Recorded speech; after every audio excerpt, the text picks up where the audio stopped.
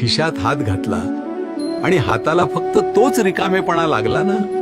स्वप्न तर आभाळा एवढी मोठी आहेत रे तुझी, पण त्या रिकाम्या पाकिटाकडे बघितलं की ती एका क्षणात तुटून पडतात. घरातल्यांना चांगलं आयुष्य द्यायचं आहे, त्यांच्या चेहऱ्यावर हसू आणायचं आहे, पण रस्त्यावरून चालताना एखादी गोष्ट आवडली तरी पैशाअभावी तू स्वतःच्याच मनाला मारतोस.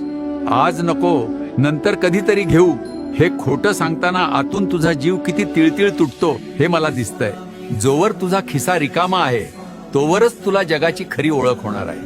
अरे पैशाने फक्त वस्तू विकत घेता येतात, पण तुझं नशीब लिहिण्याची ताकद या जगातल्या कोणत्याही श्रीमंताकडे नाही.